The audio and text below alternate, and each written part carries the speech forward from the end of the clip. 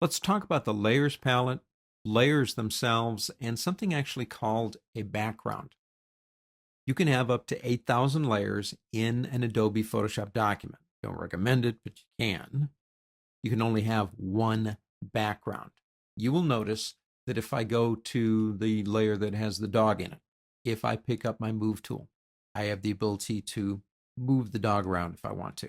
Same thing with light bulb. If I go over and select background, you will notice that if I try to move the background, it will tell me it's locked. I can see the lock here, so I guess that makes sense. But you'll notice that if I go to either of these layers, I have the ability to change blending modes, opacities, fills, locking mechanisms. I can do effects, layer masks, etc. But if I go to background, all of that stuff's grayed out.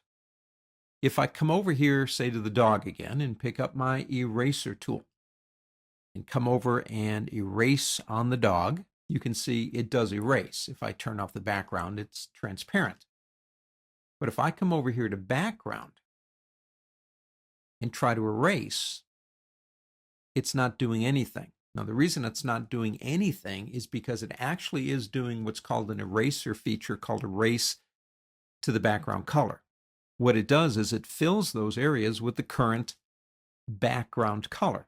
Now, to prove that point, if I come over here and switch the colors, I'm still using the eraser tool. If I come over here, you will notice I'm not erasing. I'm coloring with that particular color. So the background can't be moved.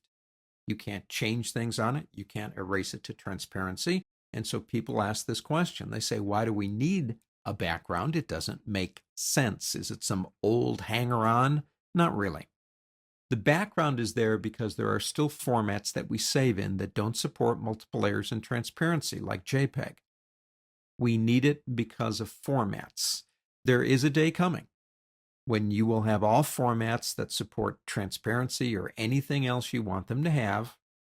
And to me, a background would be obsolete. You say, well, Andy, I do have a background and I do want to generate transparency, or I do want to move it. Convert it. If you double click on the name background right here, it will give you the ability to generate it as a new layer. Now you can give it any name you want. Even background will work. Click OK. This is a layer. It's no longer a background. So if I pick up my eraser tool now and come over here and erase, you will notice it indeed does generate transparency. The whole idea is backgrounds are there because of formats that we save in. That's their primary purpose. If you don't want it as a background, double click on it and turn it into a layer.